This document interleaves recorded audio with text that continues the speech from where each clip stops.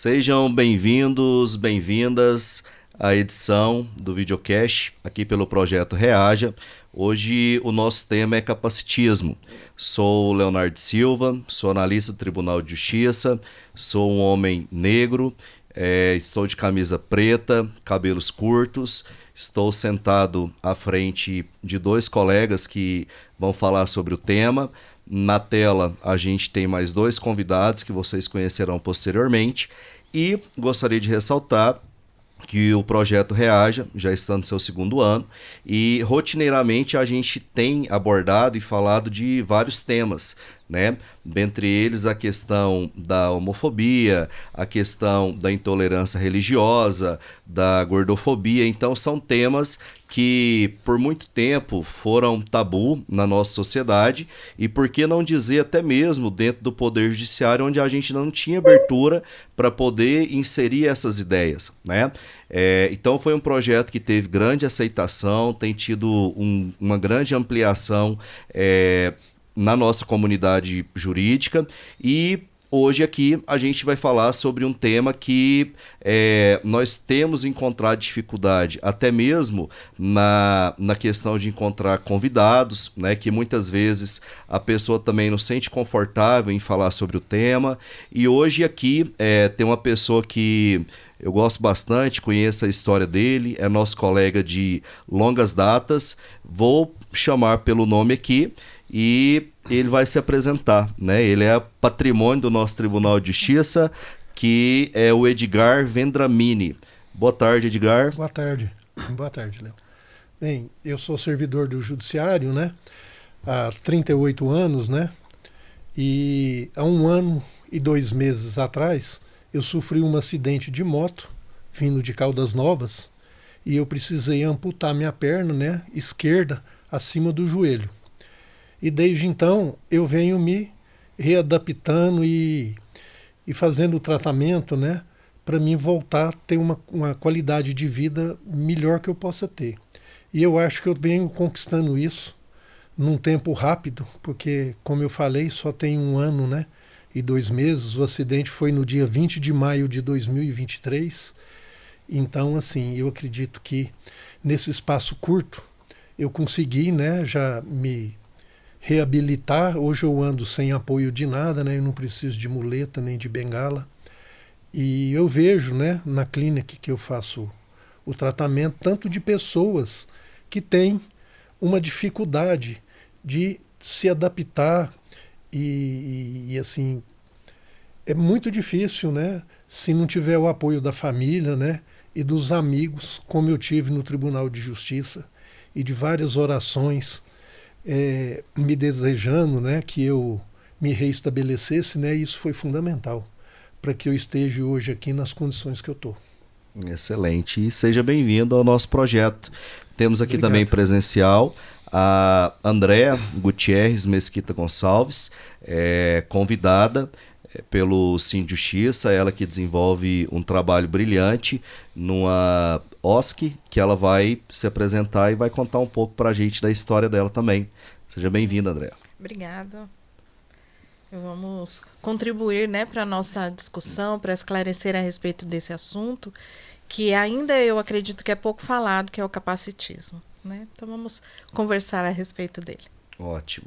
Seja bem-vinda. Obrigada. Na tela, acompanhando com a gente, de forma online, nós temos a doutora Priscila Lopes da Silveira, que é magistrada.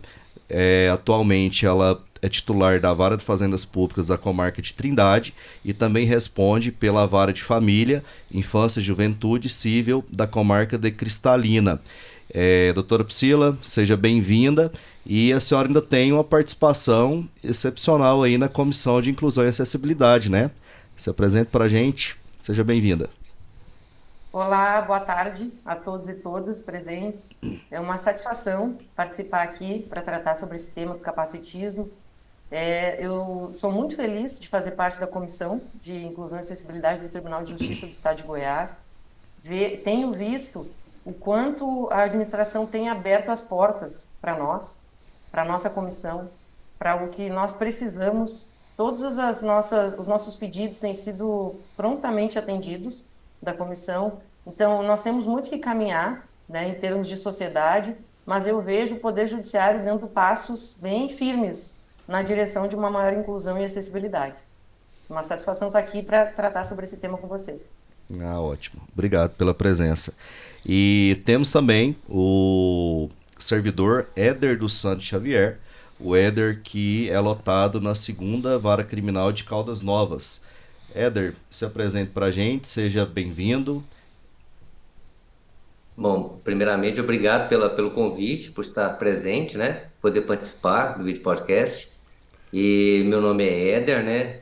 Como você disse, eu estou lotado aqui na segunda Vara Criminal de Caldas Novas e vai ser um prazer poder participar da campanha, né?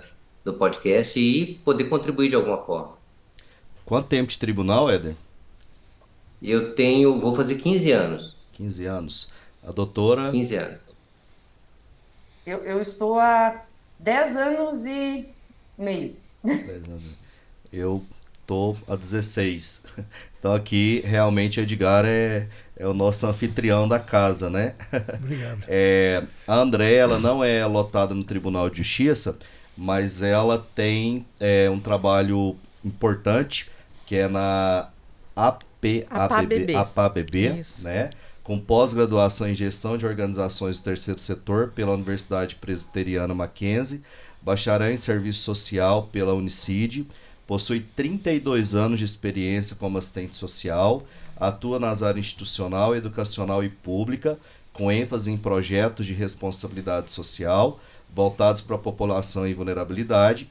Atualmente é assistente social, né, na APABB, que é a Associação dos Pais, Amigos e Pessoas com Deficiência de Funcionários do Banco do Brasil e da Comunidade. Então, todos aqui apresentados, a gente vai iniciar agora essa discussão de uma forma muito leve. Então, todos têm a liberdade de, quando um colega estiver falando, quiser fazer alguma intervenção, alguma observação, exemplo, o momento é aberto, né? Para a gente não ter aquela rigidez de um debate monótono. Então, quanto mais participação e intervenção a gente tiver, melhor, ok? O capacitismo, na verdade, é uma modalidade que a gente tem ouvido falar, e até mesmo uma expressão muito recente, porque a gente tinha até medo de o que utilizar quando a gente se referia a pessoa com algum tipo de deficiência, né? Se falava pessoa com deficiência, que é o PCD, portador de necessidade especial, se poderia chamar de especial, enquanto a gente tem um histórico ainda mais tenebroso, né? Onde se falava o doido, o mongoloide, o louco. Então a gente teve uma evolução nessas palavras. Mas algumas expressões a gente ainda carrega, né? Até de uma forma sutil, a gente ainda fala assim, fulano deu uma mancada, né? Você tá dando uma de Joãozinho sem braço. Então são expressões capacitistas que a gente tem no nosso linguajar que às vezes a gente nem percebe. Então, para a gente iniciar com a parte jurídica que tem relações sobre o tema, eu vou começar com a senhora doutora, com a doutora Priscila, para que a senhora fale para a gente um pouco sobre esse trabalho da Comissão de Inclusão e Acessibilidade do Poder Judiciário, bem como explicar as principais leis e políticas de inclusão. Então, realmente você tem toda a razão, é um tema, o termo em si, né, o capacitismo, não é um termo muito antigo, é um termo que foi sendo trazido para aquelas situações em que há um preconceito, né? Quando se trata uma pessoa que não tem deficiência conforme prescrito na lei, né? Deixar bem claro isso, porque existe uma lei de inclusão hoje, o Estatuto da Pessoa com Deficiência, que vigora desde 2015, que prevê ali os casos das pessoas que são enquadradas como pessoas com deficiência. Então, as pessoas que não são pessoas com deficiência, conforme a legislação, uma atitude capacitiva. O capacitismo seria ver pessoas com deficiência como pessoas que não fossem normais, certo? Ou seja, a pessoa normal é a que não está ali catalogada na lei. Quem está ali como uma pessoa com deficiência seria tida por anormal. Isso é absolutamente capacitista. porque não é uma questão de normalidade ou anormalidade. A deficiência é uma condição. Tanto é que antes, você também tocou nesse assunto, antes nós tínhamos o termo pessoas com necessidades especiais ou portadoras de deficiência. Hoje nós não temos mais esse termo. É pessoa com deficiência, é uma condição da pessoa, né? E ela é uma pessoa normal, só que ela tem aquela condição. Ela tem capacidades, ela tem talentos e etc. Ela tem aquela condição de pessoa com deficiência, conforme a lei. O que que ela precisa? Ela precisa que as barreiras que impedem ela de estar numa mesma situação física, por exemplo, vamos dar um exemplo físico com outra pessoa, sejam retiradas, para que ela consiga ter a igualdade que é prevista pela nossa Constituição, né? Então, eu acho muito interessante nós trazermos, né? Porque se nós formos pegar o termo em si e trazermos todas as nuances, nós teremos diversas atitudes que são capacitistas, né?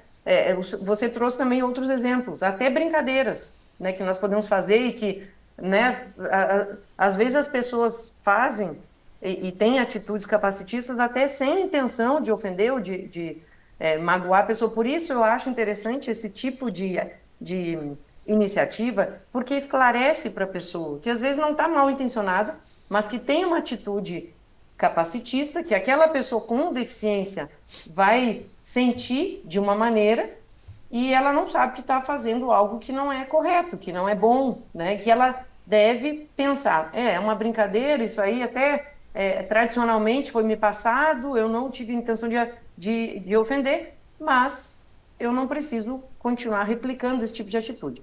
Em relação à legislação, então nós temos lá na Constituição Federal já a previsão dos direitos das pessoas com deficiência, que foi decorrente de uma luta muito grande. A nossa Constituição, ela não prevê um capítulo específico, tanto ela trata as pessoas de forma isonômica, que ela não tem capítulo para pessoas com deficiência. Pessoas com deficiência são pessoas como qualquer outra pessoa, todos somos normais, né? E a pessoa com deficiência, os seus direitos são os de todas as outras. Por isso que depois, o que acontece? Por conta da Constituição não ter conseguido, né, mesmo com essa intenção da igualdade, da isonomia e da dignidade, conferir esta igualdade a todos, que foram vindo as legislações regulamentares posteriormente, diversas, né, que foram vindo principalmente após os anos 2000 para cá, tá? Antes disso eram muito pequenos, assim, eram muito esporádicas as ações que se davam em prol das pessoas com deficiência. Mas dos anos 2000 para cá, começaram a aumentar as lutas, as pessoas começaram a se sobressair e vieram mais legislações. A principal, e que demorou muito, né, em nível mundial, é a Convenção Internacional da ONU, né, que é a Convenção Internacional dos Direitos das Pessoas com Deficiência, que é datada de 2007, 2008, e que no Brasil, ela foi internalizada no Brasil em 2009. Mesmo tendo sido, desde 2009, vigorando no Brasil, essa convenção, através de um decreto, que agora eu não estou com o número dele bem certinho aqui na memória, que são várias legislações, somente em 2015 que a Lei Brasileira de Inclusão foi promulgada. E a Lei Brasileira de Inclusão, sim, prevê de forma bem detalhada todos os direitos em todas as searas da vida às pessoas com deficiência.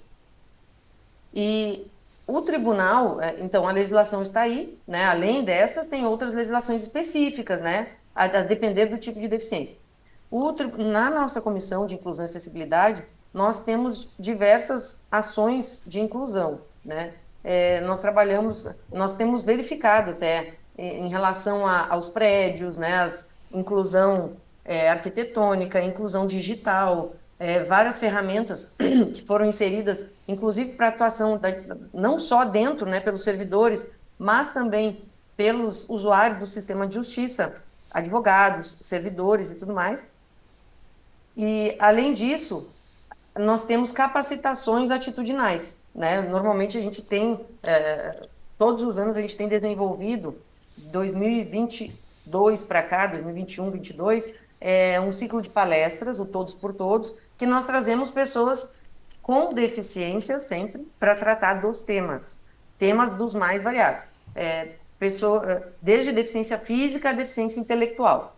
E isso tem contribuído muito também com algo que é muito importante de nós deixarmos claro aqui, que nós fazemos questão na comissão de trazer pessoas com deficiência para tratar dos assuntos de pessoas com deficiência, que até faz parte também de um lema que foi construído através dessa luta dos direitos das pessoas com deficiência, que é o nada sobre nós sem nós, que é muito importante, porque eu hoje estou aqui falando, eu tenho estudado muito esse tema, tá? Eu trabalho com pessoas com deficiência, principalmente relacionada à inclusão no mercado de trabalho desde 2015, 16.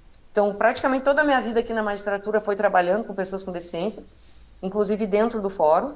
E eu vejo assim que eu estou aqui falando, mas sempre é bom hoje trazer pessoas que estejam passando pela situação ou que saibam o que é no dia a dia delas para falarem com mais propriedade sobre o tema.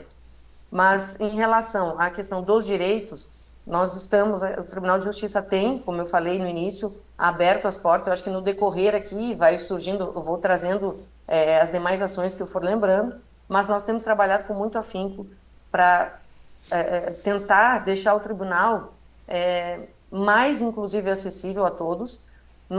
Eu tenho estudado muito essa questão relacionada ao Poder Judiciário, tá?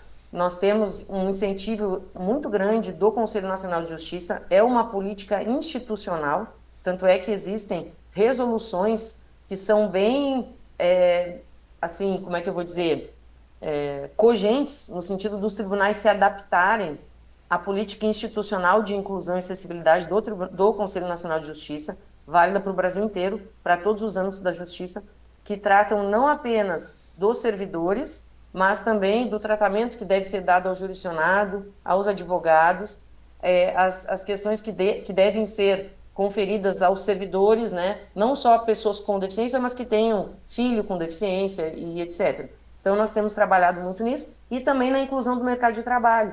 Eu não sei se é de conhecimento de todos aqui, nós temos no Tribunal de Justiça institucionalizado um programa que é o Conviver, que é a inclusão de pessoas com deficiência no Poder Judiciário, para terem a primeira experiência profissional. Então, nós temos ele já em funcionamento, pessoas que são vinculadas a algumas associações, né? Pode ser a PAI, a ASDAO, ou diversas outras instituições de ensino, que nunca tinham trabalhado e que estão tendo oportunidade de ter essa experiência dentro do Poder Judiciário.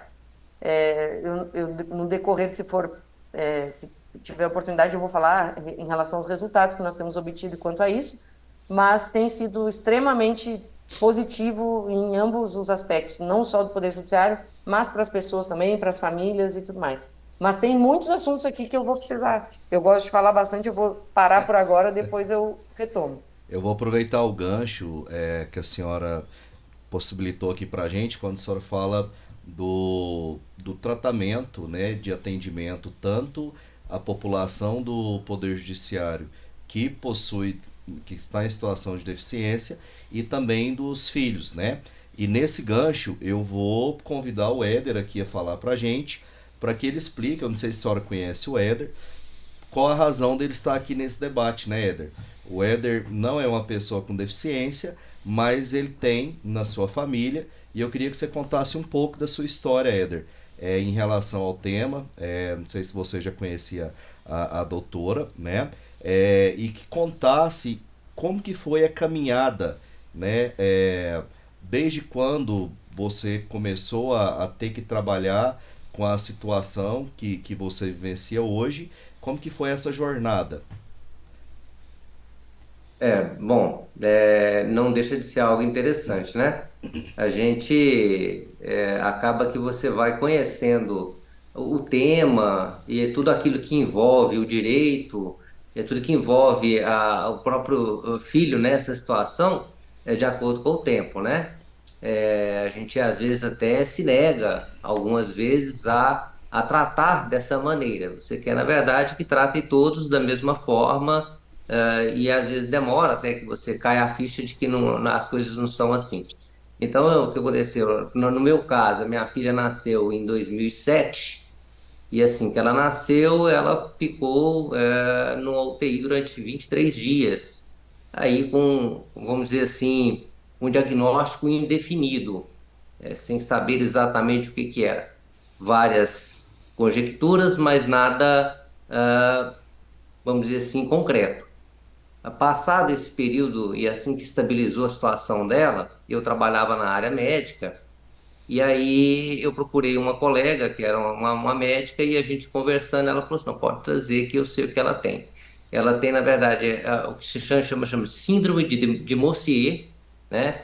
É uma condição genética rara, né? Não é uma coisa muito comum e vamos dizer assim, na medicina é conhecido como displasia septo-ótica, ou seja, ela não tem a formação do septo pelúcido, aquilo que você no seu cérebro tem uma membrana que separa o lado esquerdo do lado direito, chamado septo pelúcido. Então ela não teve, ela teve a genesia essa área, ou seja, não foi formado. E o que que isso provoca? Quais são as consequências? Bom, aí você tem um problema visual, é um desenvolvimento, a gente chama de hipoplasia dos nervos ópticos, né? No caso dela do lado esquerdo, quiasma óptico, comprometimento da hipófise, que está bem no centro do cérebro, né? Que é a glândula que modula toda a questão hormonal, e também as consequências da ausência do septo, ou seja, o seu lado esquerdo do cérebro tem contato do lado direito. E consequência disso foram várias situações. Aí ela teve convulsão, com isso teve a morte cerebral de um lado do cérebro, né, chama de cefalomalácia. Ela tem que fazer reposição hormonal completa, ou seja, não tem produção hormonal nenhuma, nem para crescimento, nem para nada. Foi tudo feito de maneira, a gente chama assim, de exógeno, ou seja, tudo por fora. Tudo, ela toma hormônio pelo nariz, injetável, oral, enfim. Graças a Deus, a questão visual, que é a que mais acomete a síndrome, é menos evidente. Ela não sofreu tanto assim.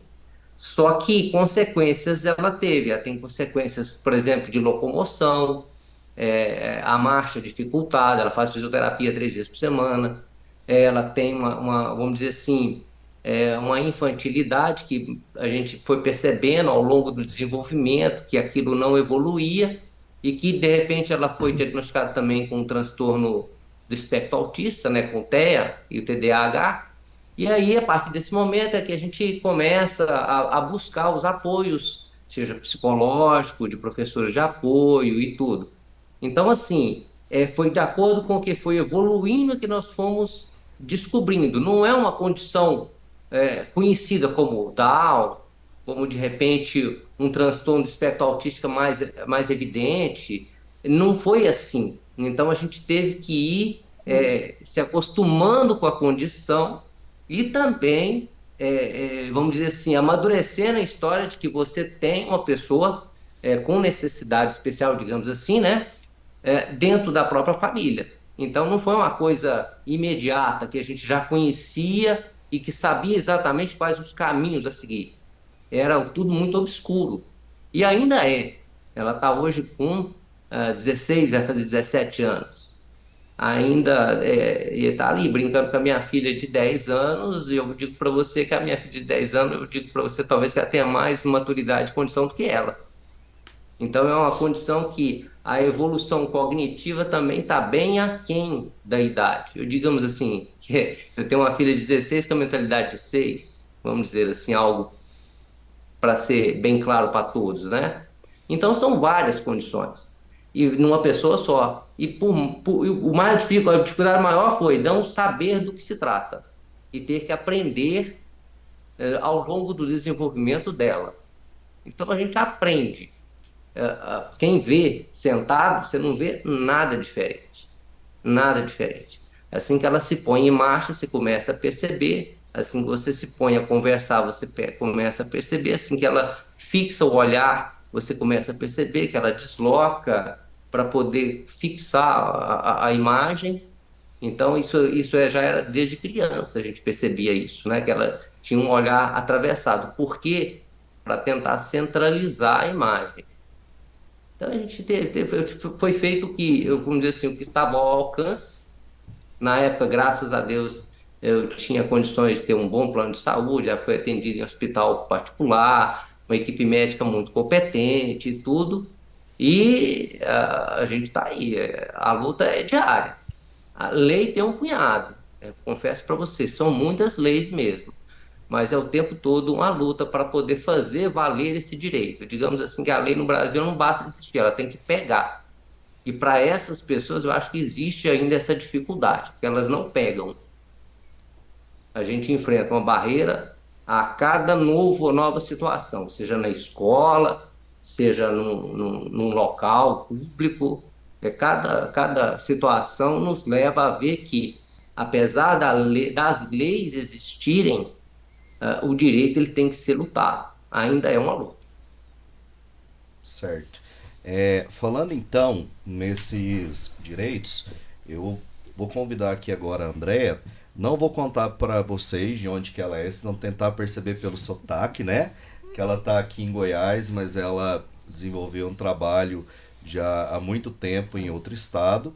E queria que você explicasse, Andrea, para os nossos espectadores, qual que é a sua atuação na PABB, do que se trata, né? Ali a gente tem o exemplo da doutora quando ela fala dessa inclusão tanto dos servidores quanto dos filhos. Aí a gente já tem o exemplo do Éder, né, que não é uma pessoa com deficiência, mas em razão da deficiência da filha, ele tem que lutar por o direito de uma pessoa e também pelo direito do seu trabalho, né, Éder? Que com certeza sofreu grandes alterações. E como a senhora trabalha nessa linha de funcionários, filhos de funcionários, comunidade em geral, queria que a senhora contasse também um pouco dessa vivência, dessa experiência. Ok. Hoje na PABB nós trabalhamos, atendemos 4 áreas principais. Então nós temos a atenção às famílias, onde nós desenvolvemos grupos de apoio às famílias, rodas de conversa, trazemos um profissional especializado, um nutricionista, um dentista, um advogado, um médico, para falar sobre determinados temas que perpassam pelas vidas das pessoas com deficiência e as famílias. E temos também outras atividades voltadas para o esporte, para o lazer. Inclusive, foi por meio de uma dessas atividades que surgiu o convite para estarmos aqui hoje. Nós desenvolvemos a colônia de férias no Clube do Cine de Justiça. Foi uma parceria nova e grata para a PABB.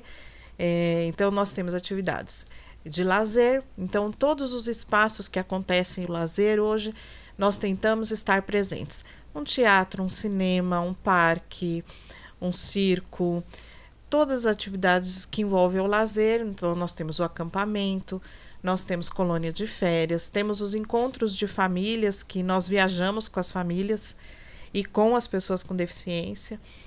Temos as atividades de esporte, de natação, dança. Para as famílias, nós oferecemos hidroginástica. E temos o programa de capacitação e empregabilidade. E aí foi uma grata surpresa ouvir da doutora contar que o tribunal tem esse programa e nós, então, sempre estamos em busca de locais para inserir essas pessoas que fazem o curso. Então, elas passam por uma capacitação, muitas é o primeiro trabalho, e nós enfrentamos essas barreiras, essas dificuldades de inclusão. Então, são essas basicamente as 4 frentes que a PABB trabalha hoje. E no atendimento, no acolhimento que a gente faz com as famílias, a gente se depara com inúmeras situações iguais à do Éder. As dificuldades para chegar ao diagnóstico, a dificuldade para a inclusão na escola, para que a escola acolha essas crianças, esses jovens, esses adolescentes que já passam pela dificuldade da adolescência e por ter muitas vezes estarem dentro do TEA, né, do transtorno do espectro autista, eles ficam à parte, eles são os amigos, se juntam ali, ele é o diferente e ele está sempre colocado à parte. Então, nós temos o projeto também em superação, que trabalha a socialização com esses jovens. Então, nós oferecemos 5 oficinas hoje. Oficinas de arte-terapia, musicoterapia, socialização, que é feita com a psicóloga, Nós temos culinária, onde eles têm a experiência, então é um programa que atende jovens e adultos. E a oficina pedagógica, que não é um reforço escolar, mas ela traz letramento, um pouquinho de matemática, através das situações do cotidiano, situações que eles vivenciam.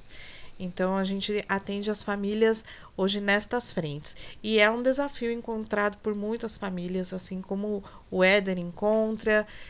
Nós atendemos hoje todas as deficiências, mas a maior parte das deficiências hoje que nós atendemos são pessoas com deficiência intelectual. Então, é a maior procura que nós temos hoje. Muitas crianças com TEA, deficiência intelectual, no geral, síndromes, né? A síndrome de Down, Tourette. Essa síndrome é nova, não conhecia, Éder. E a gente vai aprendendo a cada dia uma coisa nova. E tentando promover a inclusão dessas pessoas hoje na sociedade. Ótimo. O Edgar, até foi uma sugestão minha, o convite a ele, porque eu me lembro que em uma semana específica eu tinha ido no DAS pegar minha carteirinha funcional atualizada, né? Uhum. E aí, de repente, final de semana, tô lá no grupo do gabinete e recebo uma mensagem de pedido de oração do Edgar. Aí no primeiro momento a gente pergunta, o Edgar, né, me recebeu ali anteontem, o que aconteceu com o Edgar? Então ficou todo mundo ali naquele momento, nosso gabinete fez campanha de oração lá, assim, você é conhecido por muitos, querido. Sim. O tribunal também fez muita campanha de oração. E aí eu vejo que a sua situação, ela diferencia um pouco do que a gente ouviu aqui dos outros convidados. Por quê? Porque é uma condição que você adquiriu depois de uma certa idade, né? E é um trabalho que você exerce extremamente intelectual, né? Divisão de atendimento ao servidor, que num primeiro momento quem chega ali te olha, vê sentado, fala assim, não, deu tudo certo, tá sentado, né? Trabalha com a cabeça, tá tudo ok. Então eu queria que você contasse pra gente como que foi readaptar com essa situação pós-acidente, como que é estar sentado tantas horas depois de ter, né, amputado a perna.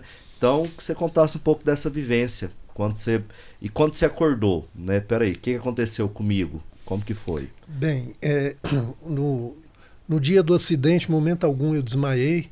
Eu vi tudo, né? Vivenciei tudo o que estava acontecendo comigo, né? E cheguei aqui no Hospital Hugo, era acho que 8h15 da noite, né? Então aí depois fiz o procedimento, né? A cirurgia. E depois que tirou os pontos, né, do coto, eu comecei a me preparar para mim usar a prótese, né? Olha, as dificuldades são muitas, né? De você se adaptar, o equilíbrio, né? De você ter que trabalhar isso, né? Para você ter o equilíbrio, né? E às vezes a gente fica muito tempo sentado, né? O encaixe da prótese, né? Ele solta, né? Então às vezes você tem que encaixar de novo, né? E é tudo, mudou tudo. Mas a gente com a força, né? E com Deus no coração e como você falou, né? As amizades e as orações, a gente vai se adaptando, sabe? E lá em casa eu coloquei no meu banheiro para mim tomar banho, né? Um suporte para me segurar. E no começo, né, em função do equilíbrio, eu tive que andar um tempo com duas muletas, né? E depois eu fui com o treino, né? E eu fui conseguindo. Soltei uma, depois fiquei só com uma e posteriormente só com a bengala, né? E atualmente hoje eu não uso mais nada, mas eu treino 2 vezes por semana, né? Eu vou numa clínica, lá eu tenho a doutora Paula, que é fisioterapeuta, e a gente treina todos os dias, todas as terças e todas as quintas, o equilíbrio, né? Os passos, né? E às vezes eu subo numa bola para mim tentar ficar em cima dela, né? Para mim também aprender a colocar o peso, dividir o peso do meu corpo, né, na prótese, né? Então, assim, não é fácil, mas tá dando certo, tá? Tá indo bem e já tem 1 ano, né, como eu falei, e Estou me adaptando, está dando certo.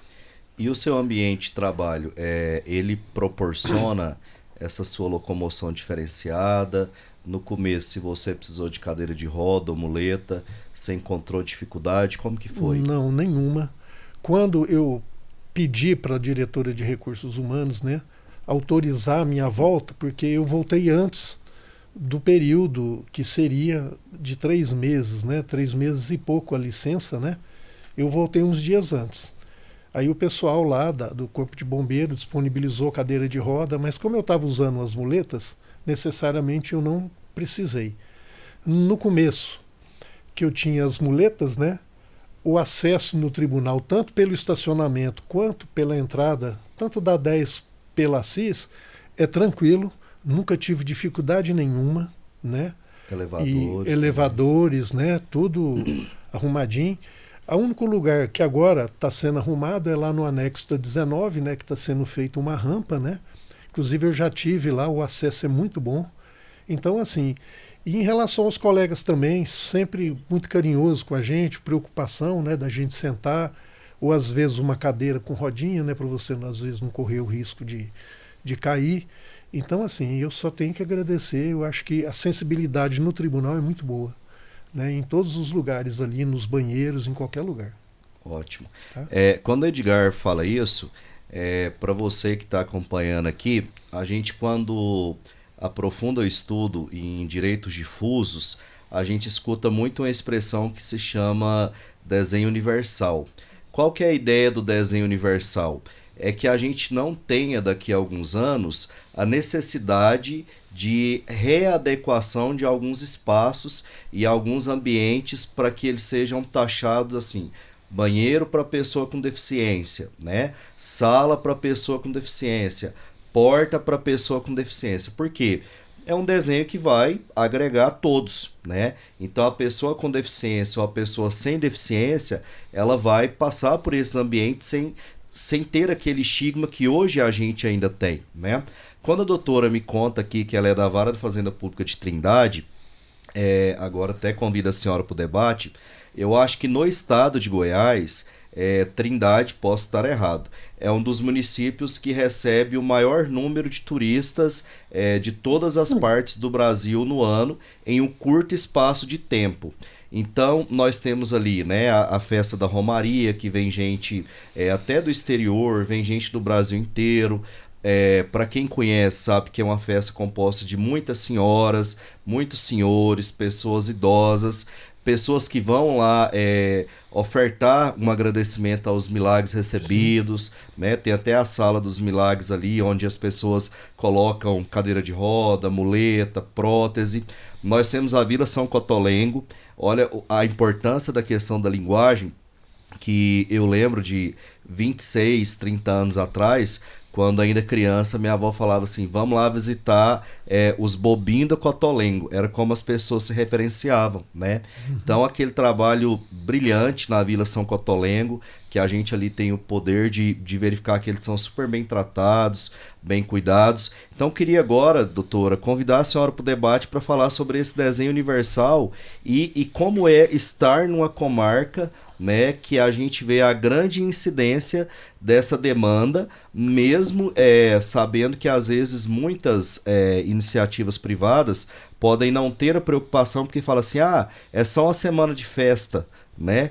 Se a senhora tem conta, estando na fazenda pública, talvez isso gere algumas ações, talvez até mesmo pela vigilância de posturas, coisas assim.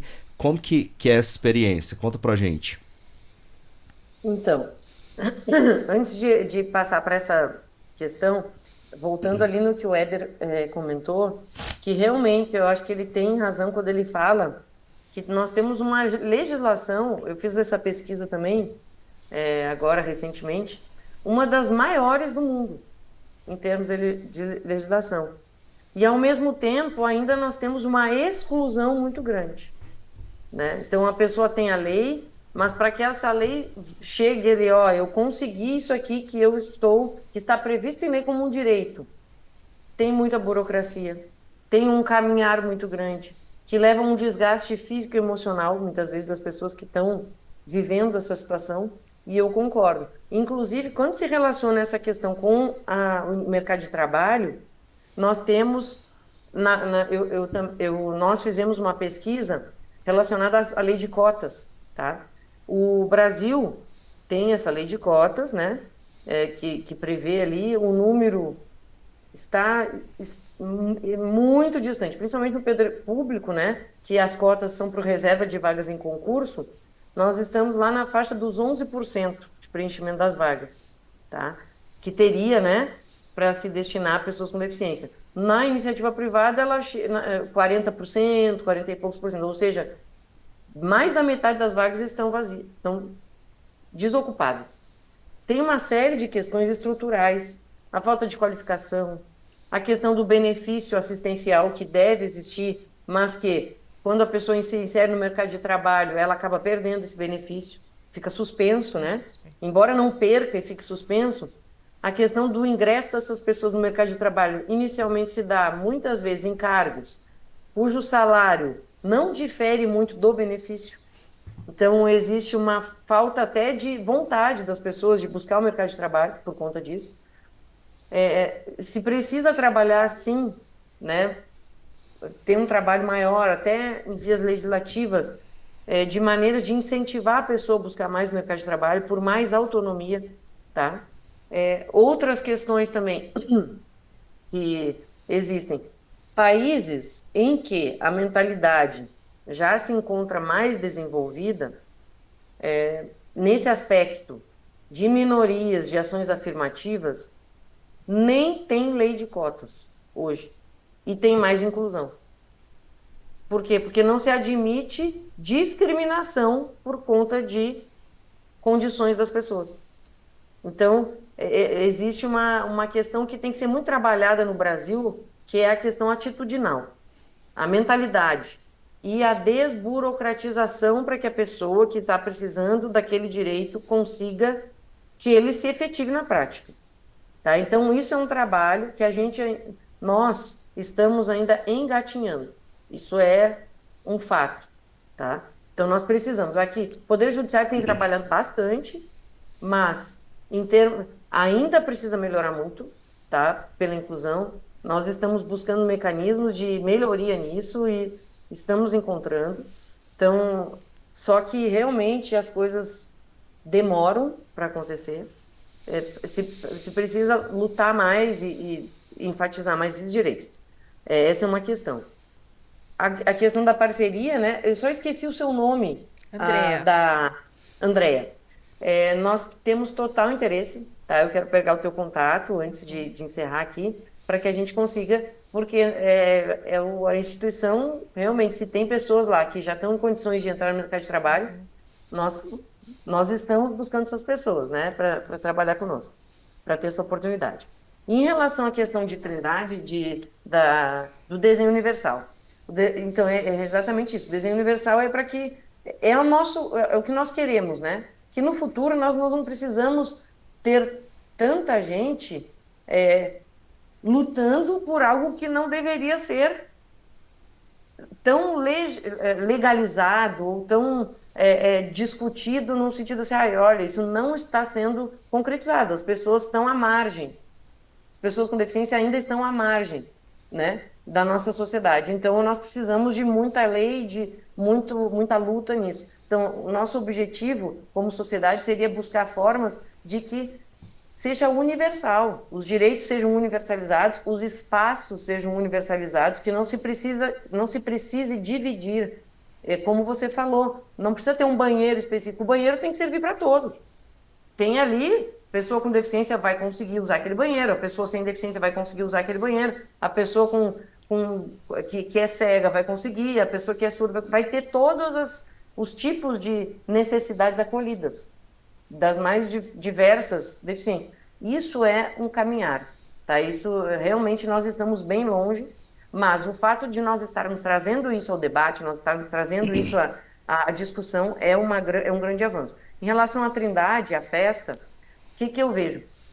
É interessante você ter trazido isso. Eu não, pessoalmente falando, eu até fui, né? Fui lá, fiz a caminhada e tudo mais, mas eu não verifiquei Na estrutura é muita gente, realmente, é muito lotado.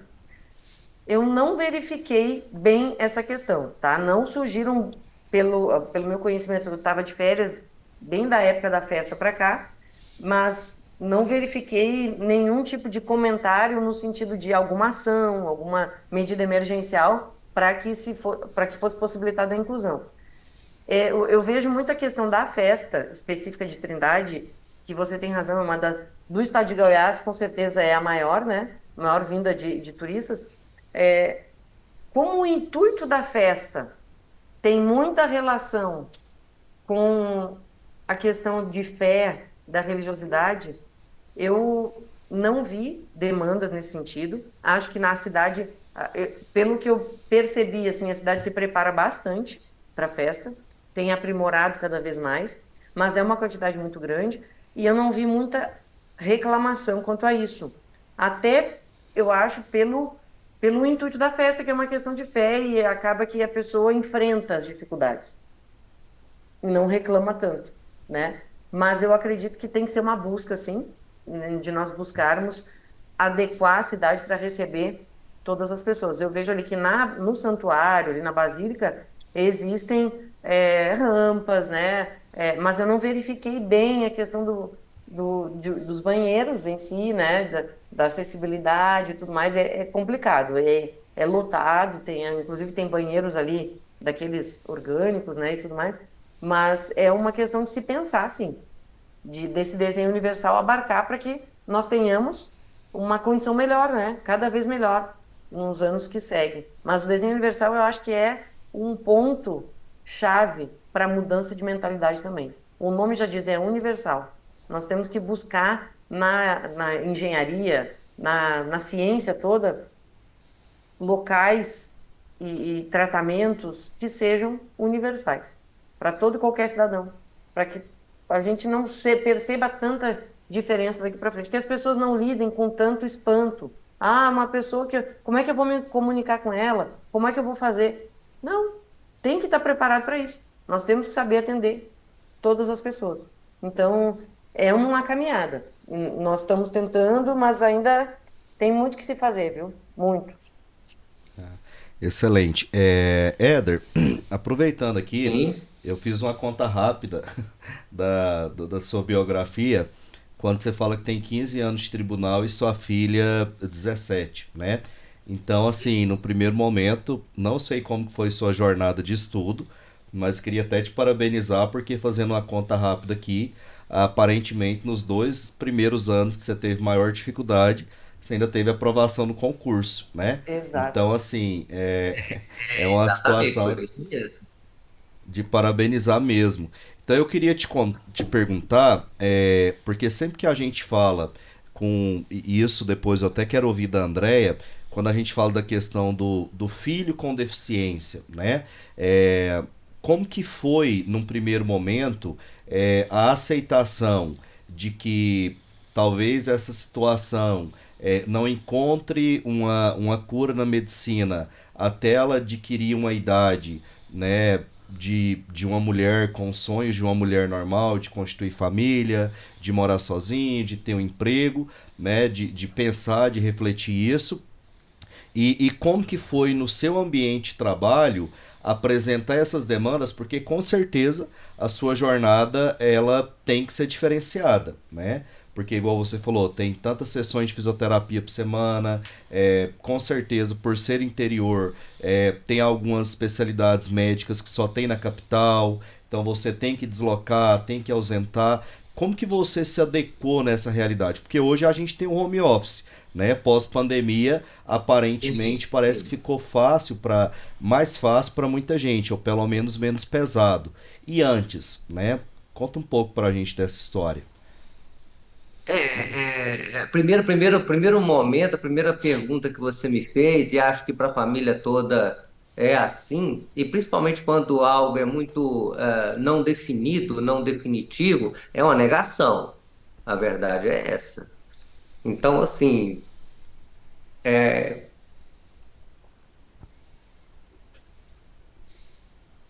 vamos lá. É difícil porque quando você conhece. é mais fácil.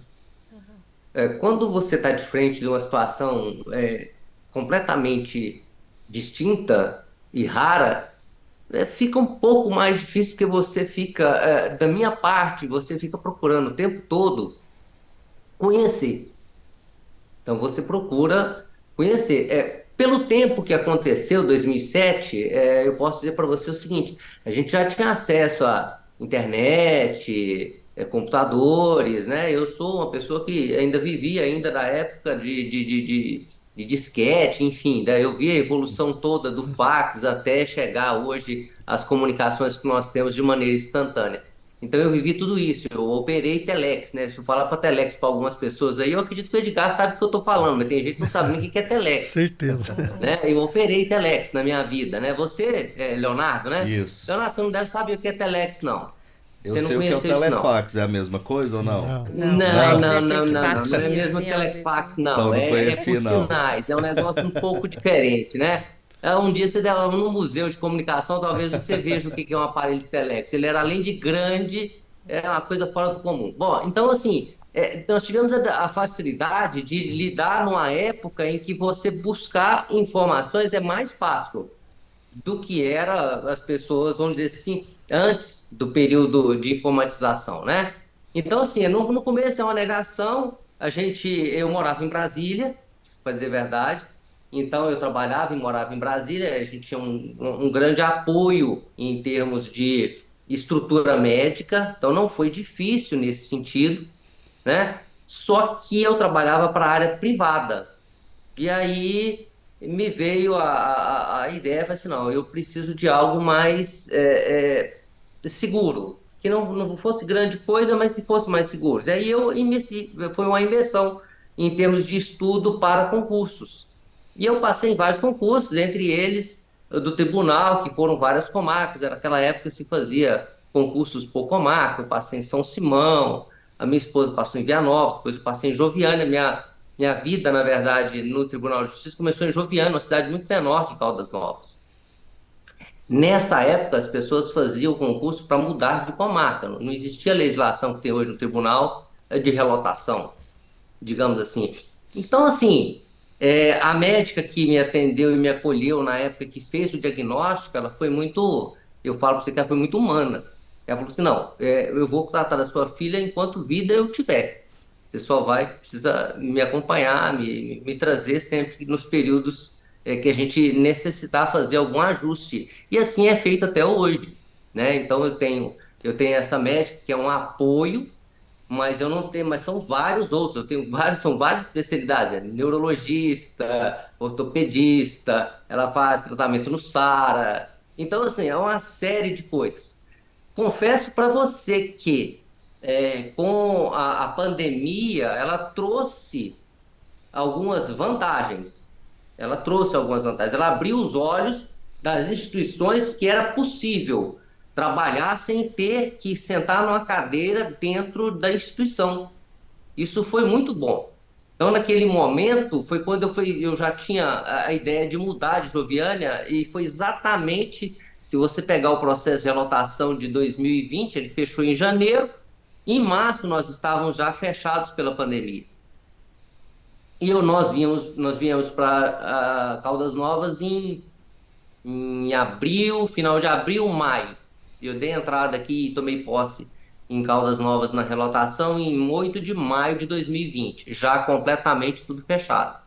E passamos por essa transição de presencial, semipresencial, completamente online, e tentando ajustar tudo. Aí depois eu tive a grata ajuda, né, e compreensão do pessoal da vara, com juíza e tudo, que me concedeu o direito de continuar vamos dizer assim, no estudo, trabalho, né, o teletrabalho, vamos dizer assim, né, no teletrabalho. E depois, para não impactar os demais colegas de vara e até permitir que outros pudessem também desfrutar disso, eu acionei a Junta Médica e o PROAD para, se não me engano, a Resolução 343/2020 do CNJ, a que permite servidores, magistrados e pais servidores a condições especiais de trabalho, onde você pode optar pela redução da jornada ou pelo teletrabalho. E eu optei pelo teletrabalho, porque aqui agora eu consigo, né? Estando em teletrabalho eu consigo. Eu saio às terças, quartas e quintas e levo ela para fisioterapia. Todos os dias pela manhã eu levo à escola. Quando eu tenho as consultas, eu dou um jeito de compensar isso aí em termos de produtividade com outro horário.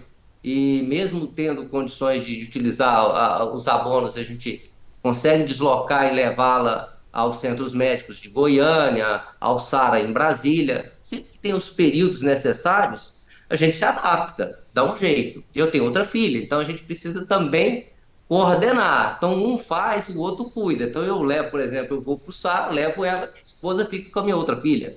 Não temos condições de os quatro por uma necessidade só. Então foi tudo muito, vamos dizer assim, encaixando. Mas dizer para você assim que foi tudo premeditado, nada. As coisas foram se encaixando. Acho que acontece com várias outras situações. O Edgar mesmo pode falar, as coisas vão se encaixando. No momento você está no escuro, e elas vão se encaixando. E acho que assim é que acontece. Acho que na maioria das famílias, elas não têm exatamente tudo pré-determinado, elas vão se adaptando. E acho que é isso. É uma luta constante, uma adaptação frequente. A gente, a cada dia, procura, diante das situações necessárias, ver qual é o caminho. Premeditadamente, ninguém sabe. Acho que não. Certo. E É só assim, pra, a minha realidade é essa. só para complementar aqui, então, com certeza isso, num primeiro momento, te traz uma inovação, né? Tipo assim, como você disse, não existe ensaio, não existe preparo para isso e não te tirou o medo de ser pai de novo, né? Que aí você conta que você teve uma filha mais nova, aproveitando que nós possivelmente tenhamos algum pai, alguma mãe que hoje ainda está nessa fase de negação. Você teve um acompanhamento psicológico, sua esposa, para poder compreender todo o processo. Lembrando aí que 17 anos atrás a busca por um psicólogo ainda era um pouco tabu, né? Psicólogo era coisa para doido. Então, como É que verdade. foi? Não, assim, eu acho que nesse sentido, não.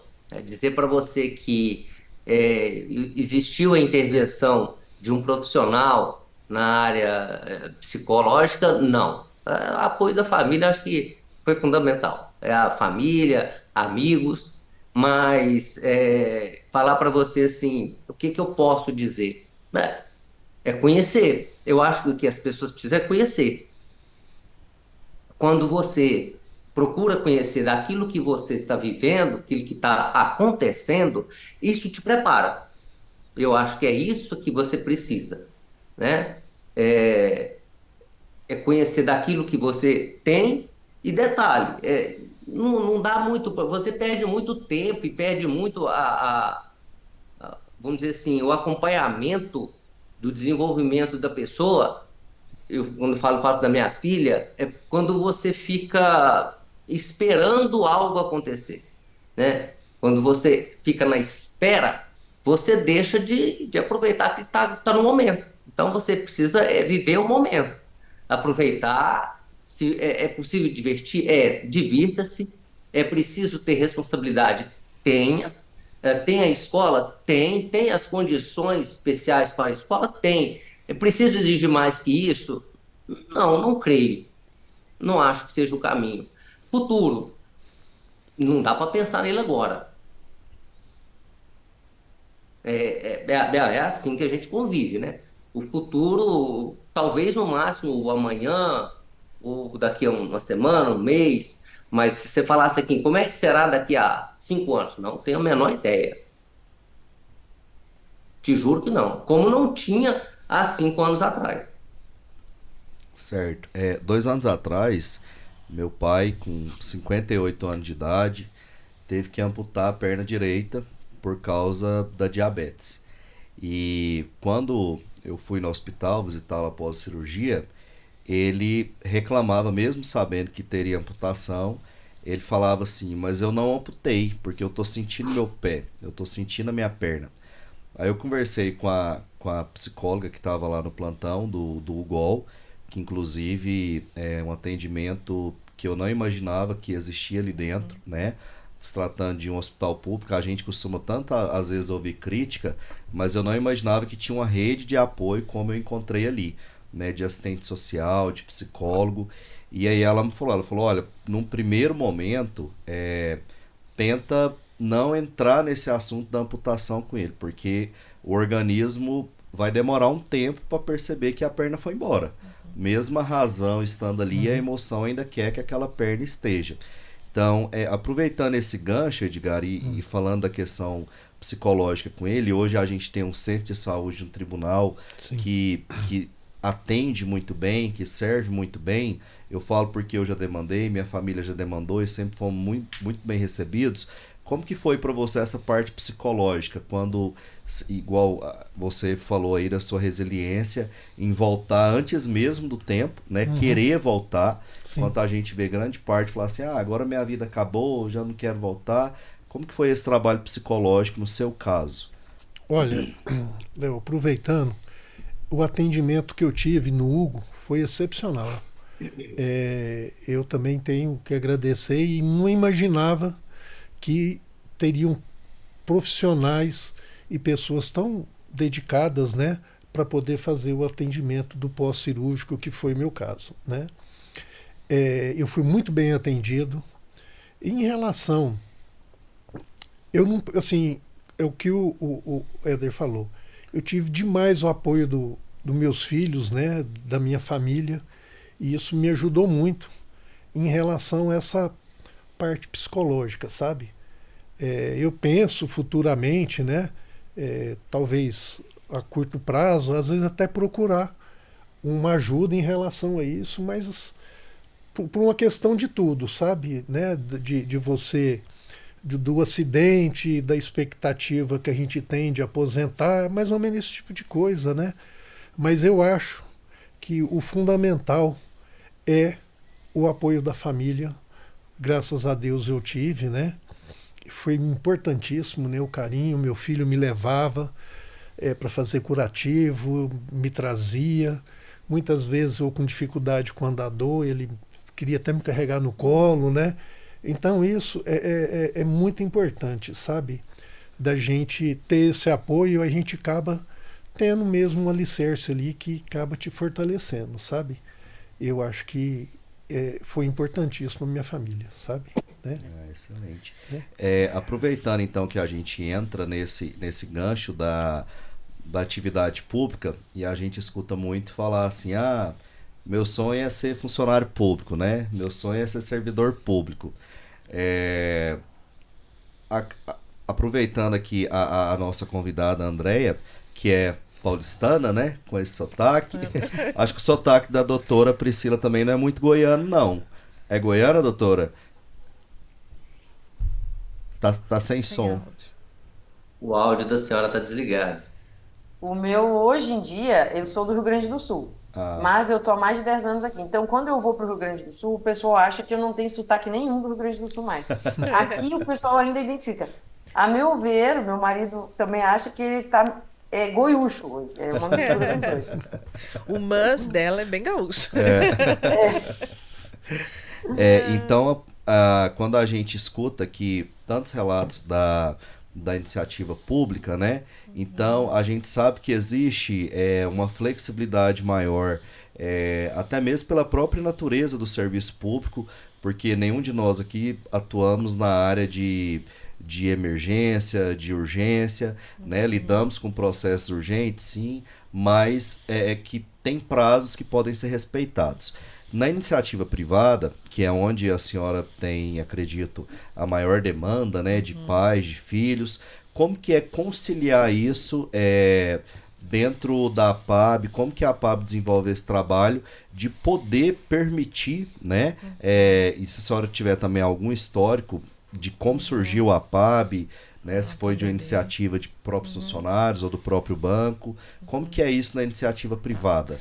A APABB, ela surgiu há 37 anos atrás, em São Paulo. de filhos de funcionários do Banco do Brasil que tinham filhos com deficiência. Então, incentivados por uma assistente social da CACI, que é o Plano de Assistência Médica dos funcionários do Banco do Brasil, eles então se juntavam, conversavam e daí surgiu a ideia de se tornar uma associação sem fins lucrativos para atender esses funcionários do banco que tinham filhos com deficiência. Aqui em Goiás nós estamos há 29 anos e também surgiu da mesma maneira, com filhos de funcionários, e hoje o maior volume de atendimento da APABB é por pessoas da comunidade. Então, hoje eu posso dizer que 90% dos nossos atendidos, nossos usuários, são pessoas da comunidade. Então, ela foi criada como uma associação de pais e amigos, de pessoas com deficiência, de funcionários do Banco do Brasil. De acordo com a demanda, cresceu-se o nome e da comunidade. Então, hoje nós atendemos a comunidade. E fazemos o trabalho de orientação para essas famílias, grande parte da comunidade que nos procuram com essa dificuldade de tempo, ou muitos não trabalham, as mães, principalmente, sua grande maioria, mulheres, não trabalham para dar conta da demanda desses filhos com deficiência. Então, elas deixam de trabalhar para poder cuidar. Aqueles casos em que trabalham e precisam de uma carga horária diferenciada, a gente faz a orientação, faz o encaminhamento e, às vezes, quando é caso de recorrer à justiça, a gente também orienta para que se procure os seus direitos, que, como bem foi dito aqui, muitas vezes eles não são cumpridos. A gente tem que lutar por eles, buscar para que eles sejam cumpridos. E, então, falando ainda do caso do Éder, que me veio uma história, ontem eu atendi uma família que está de mudança para cá. E ela me contou um pouquinho da história, né, quando a gente fez o acolhimento dessa família, que o processo de diagnóstico causa um luto, né, na família. A princípio é um choque, como meu filho é autista, ou o meu filho tem uma deficiência intelectual. Então aquela família passa pelo momento de luto. Quando chega cedo para nós, a gente orienta que, além da família que a gente presta o suporte, a gente orienta que eles façam acompanhamento psicológico, né? Tomando o gancho do que você falou. É muito importante para que eles tenham um suporte emocional, porque eu falo que quem cuida tem que estar bem. Porque se eu não estiver bem, como é que eu vou cuidar bem daquela pessoa que precisa de mim? Então, eu falo que uma das minhas missões ali na APABB é cuidar de quem cuida. Então, eu, enquanto assistente social, eu faço programas para as famílias, né? A gente faz grupos de apoio às famílias voltados para realmente cuidar dessa pessoa. Seja na parte emocional, com psicólogos, seja na parte do lazer. Por exemplo, nós vamos ter o Dia dos Pais e a gente já está programando uma atividade para que os pais, homens, possam ter este momento de lazer. Porque o Éder, melhor do que ninguém, pode me falar que uma pessoa que tem um filho com deficiência, ele está lá 24 horas por dia, 7 dias por semana, 365 dias do ano, em prol daquela criança, né? Em prol daquele adolescente, daquele jovem, daquele adulto. Então, precisa também estar bem, ter esses momentos de lazer, ter esses momentos de cuidar de si mesmo, trabalhar o autocuidado também. Ótimo. Aproveitando mais um lance que fica aqui, a senhora fala da questão da comunidade, né? Imagina então que eu hoje, pai, né, tenho um filho com deficiência e tem interesse em buscar a APABB. Como que é esse primeiro contato? Onde encontrar vocês? Se tem um escritório em Goiânia, site, como funciona?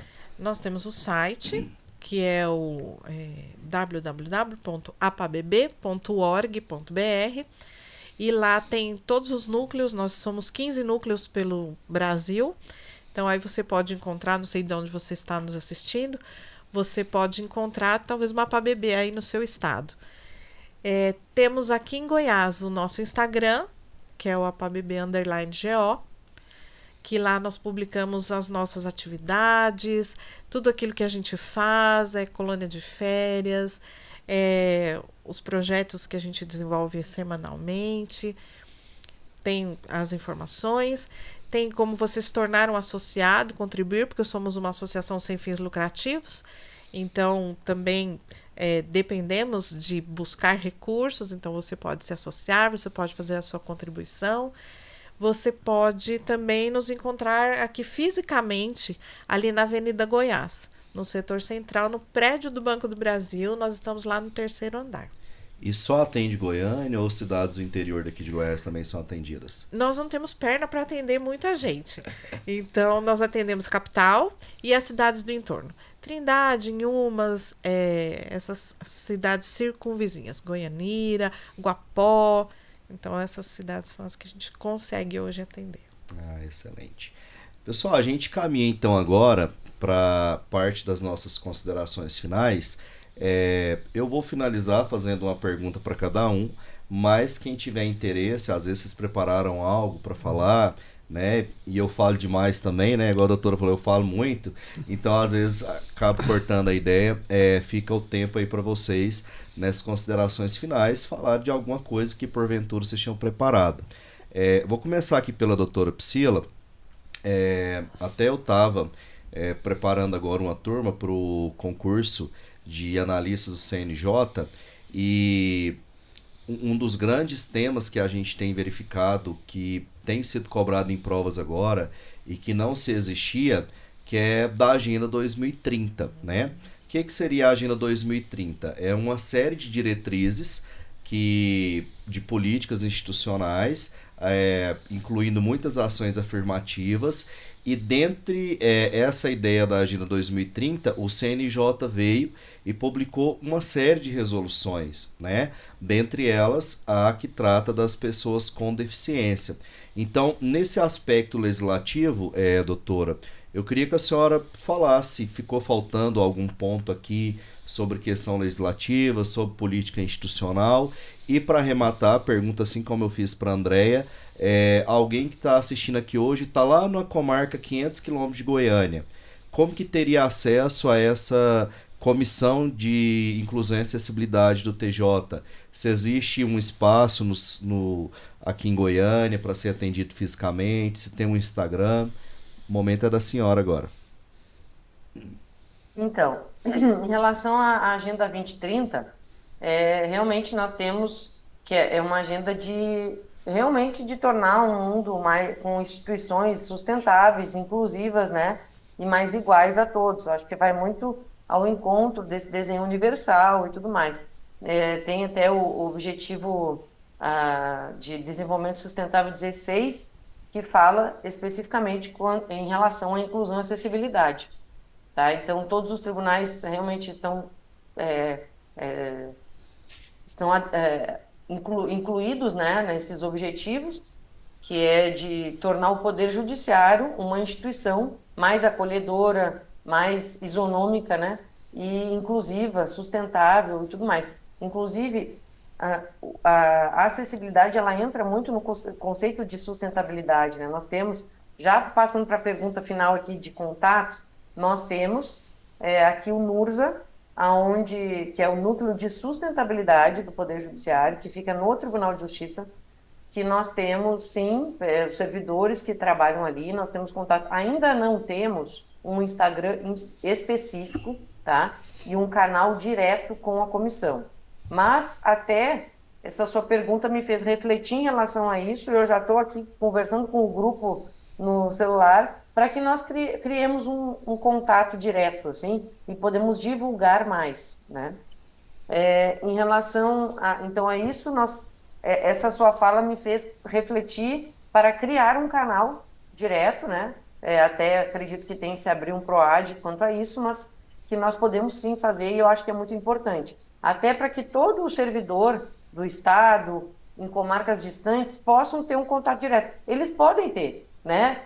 Mas por telefone, existe o telefone do NURS aqui à disposição e tudo mais. Mas fica mais fácil quando há algo hoje em dia, com as tecnologias assistivas que nós temos e com o mundo mais digitalizado, ter um contato direto e virtual que possa ser atendido diretamente por uma secretaria, né? Então é uma vou incluir na nossa pauta da nossa próxima reunião agora que vai começar no segundo semestre. Outra questão que eu gostaria de trazer, a sua outra pergunta da agenda, né, do contato direto. Uma outra questão que eu queria trazer e já convidar aqui, tanto o Éder quanto o Edgar e a Andrea, para participarem do nosso ciclo de palestras, que começará agora em agosto, provavelmente mais para o final de agosto, e vão se repetir todos os meses, setembro, outubro, novembro e dezembro. São ciclos de palestras. Inclusive, Éder, nós teremos uma abordagem, um dos colegas já da comissão, que também é juiz aqui, trouxe a abordagem das doenças raras. Quem sabe você não possa também dar um testemunho, participar, né? E para que outras pessoas que passem por essa situação consigam, né, verificar que você, por mais dificuldade que você tenha tido, o que eu percebi aqui é que você foi caminhando, não foi indo, buscando os mecanismos e eu acho que convivendo até com outras pessoas, né, com deficiência, me pareceu que você lidou com mais tranquilidade, né? Não sei como é que foi o início ali, teria que, né, ver, né, porque como a Andrea falou, tem a questão aquela questão inicial, né, quando se depara com um problema que não se sabe como é que vai ser, né, para frente, mas eu verifiquei muito na sua fala a questão da ausência do diagnóstico no primeiro momento, que essa dúvida, o que é, como é que nós vamos lidar com isso, o que vai ser daqui 5 anos, né? Por mais que você não saiba hoje o que vai ser daqui 5 anos, talvez nos primeiros 5 tenha sido mais difícil, né? Porque hoje você já tem uma estrutura maior de tratamento, de terapias que são mais disponibilizadas, então eu acho que isso é importante. Então eu já convido aqui, tá? Eu gostaria até que eu pudesse, pelo canal aqui do Cine Justiça, pegar os contatos, se vocês autorizarem, para passar para a comissão, para que a gente pudesse entrar em contato, né, e incluir vocês nas nossas palestras.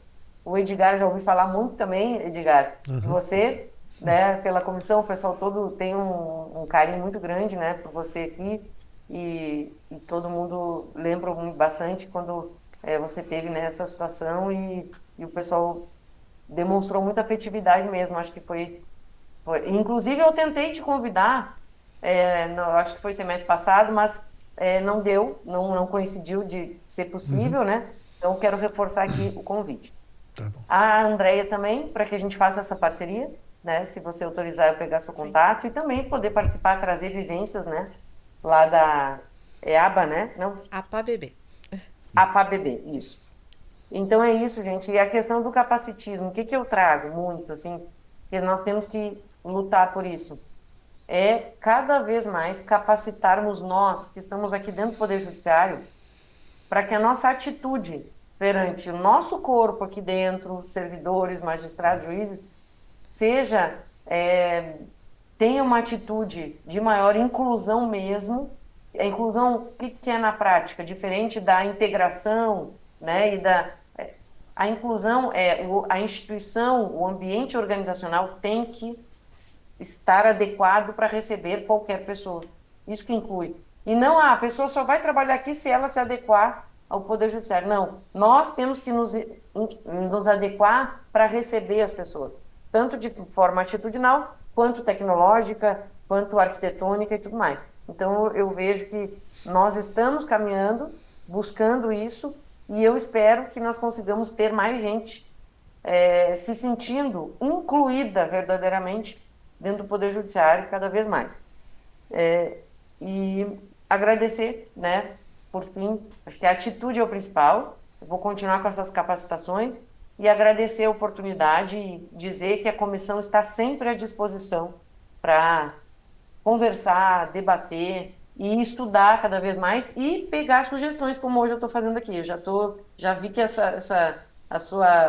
você me despertou aqui algo que nós podemos fazer mais. né, divulgar mais, mostrar mais, porque às vezes o servidor está muito distante e ele até esquece dessa possibilidade, né? Então, acho que a gente tem que fazer esse trabalho em conjunto.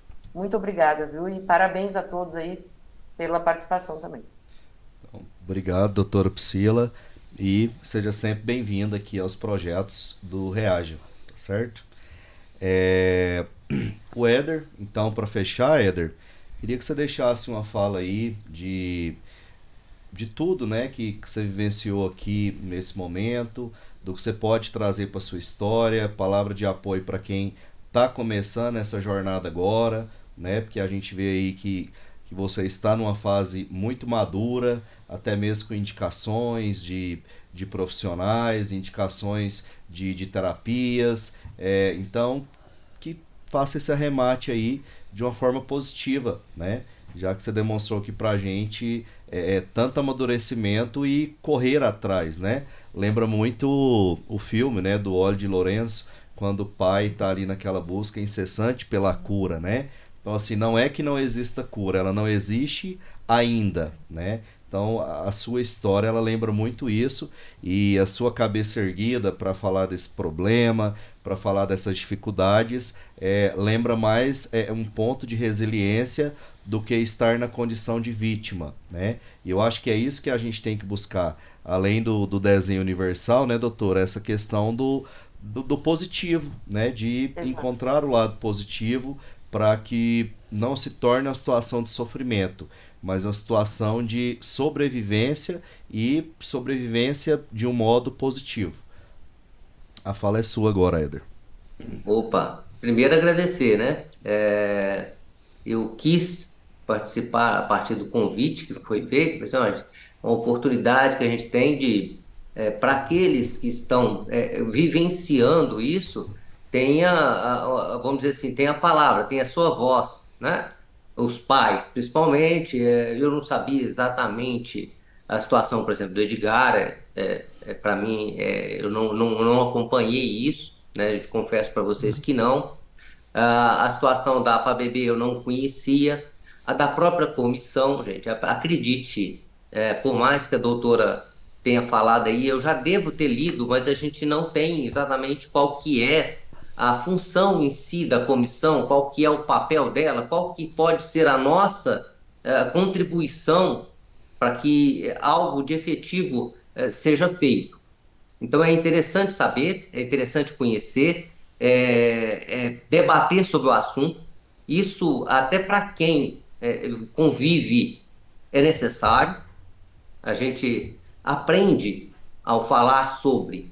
Então eu acho que quando você está diante de uma situação, seja ela conhecida ou não, mesmo que para você tenha, eu sei o que que é, procure imergir nisso, procure conhecer mais. Em termos de legislação, procure descobrir aquilo que você tem de apoio, né? E não exatamente, me negaram, fui na escola, me negaram o professor de apoio, meu filho não tem direito, e dá as costas e deixa aquilo. A Andréia deve ter aí, com certeza, exemplos de pais que estavam com os filhos fora não vamos falar da questão educacional, mas da socialização escolar.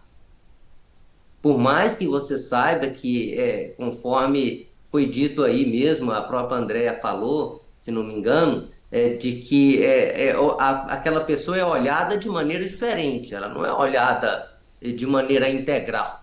Mas essa é a luta. Quando a gente fala vamos falar assim, vamos sair só do capacitismo e vamos falar do preconceito que se existe contra, ou vamos falar sobre as pessoas que têm uma necessidade especial, né? Todos nós somos, ou querendo, por um momento ou não, algum tipo de preconceito, né? O que é preconceito? Você preconceber alguma coisa. Aquela pessoa tem uma limitação. Isso é um preconceito, né? Ou seja, mas nós temos que lutar contra isso. Ou, se não contra, tentar integrar isso, tentar juntar isso, né? Então essas são as oportunidades. Para as famílias, eu digo, não desistam, né? As portas, elas não se abrem simplesmente porque você chegou. Elas se abrem quando você realmente coloca uma chave e, peraí, eu preciso abrir essa porta. Então é preciso fazer isso. Não aceitar, vamos dizer assim, o não diante de um direito como sendo a palavra final, né? Nós, principalmente que estamos no judiciário, sabemos muito bem como é que funciona, como é que é a engrenagem do direito, né? A gente tem na lei, mas é preciso fazer ela valer, né? Então, você chega, não, meu filho tem direito, tem, mas não é bem assim só falar que ele tem direito. Só falar pode não ser atendido, às vezes é preciso lutar, às vezes é preciso procurar uma defensoria pública para aquele local que tem, é preciso procurar o Ministério Público, é preciso procurar, em termos vamos dizer assim, apoio médico às instituições que estão aí para poder fazer isso, como o SARA, conforme eu fiz, eu não sei se o Edgar conhece, fantástico. Eu falo para você, se tem um lugar que é fantástico, se ninguém nunca conheceu, deveria, como eu tive curiosidade de conhecer o Hugo, conheça o SARA Kubitschek. Não vou dizer o de Brasília, porque é o que a gente utiliza, mas existem vários outros em outros estados, que é fantástico, o acolhimento é fantástico, a preocupação é total. E a gente se sente realmente assim, olha, eu posso não ter a cura, mas eu tenho o caminho. E isso é o que é necessário. E agradecer. Agradecer e faço questão, doutora Priscila, se for possível participar de alguma forma, contribuir de alguma forma, eu estou aqui, estou apto a aceitar. Você vai já estar aqui, só depois só pedir para você me passar os contatos deles, então, pelo canal ali do Centro de Tranquilo, Justiça. doutora. Combinado. Tem todo o meu apoio e ajuda naquilo que for preciso. Éder, só para fins de Bom, obrigada. pesquisa, você pode repetir para a gente qual que foi o nome da síndrome mesmo, do primeiro diagnóstico? Para quem quer procurar, você pode procurar por displasia septo-óptica ou síndrome, é francês, é Morsier. Nossa, Morsier, é Morsier. Morcier. Morci. Não, Isso. ótimo. Que a É gente um médico coloca francês, na descrição eu do não vídeo. me lembro mais a prevalência, não sei se é 1 em 10 milhões, é uma coisa assim. Que encaixa aí no que a doutora falou, né? Nas síndromes raras, né? Isso. Então, Sim, interessante. né, não é muito comum, não. A gente se depara com situações. Quando, por exemplo, a médica me falou, ela falou assim: olha, eu tenho 6 casos. Eu disse, nossa, é muito. Porque a gente tem dificuldade até de encontrar sobre. Ótimo. Então, Mas não Éder, é, a síndrome em si, ela não como é que eu vou dizer para você? Não é a condição hoje da minha filha, são as consequências dela. As Entendeu? comorbidades. Não é ela em si, porque o maior problema dela é a questão visual. Apesar das dificuldades, ela enxerga e consegue ler, escrever, tudo bem. Só que isso trouxe outras consequências. São as outras consequências que complicaram, né? A questão hormonal completamente, que a gente chama de hipopituitarismo, ou seja, não há desenvolvimento da hipófise, então você não tem regulação hormonal, e isso trouxe outras consequências, como convulsão por falta de sódio, que era. Entendeu? São coisas que, se você complica, mas não é a síndrome em si. Ela na verdade, vamos dizer assim, o gatilho para que as outras coisas se compliquem. São vários quadros. Quando você pesquisa, é a mesma coisa, vamos dizer assim, do transtorno do espectro autista. São vários quadros. Você não tem ele definido de maneira categórica, é só esse caso, não. Você tem várias situações. certo. Muito Mas obrigado. agradecer, tá? Eu agradeço de coração poder estar aqui. Agradecemos aí a sua disponibilidade em testemunhar a história da sua filha, da sua família.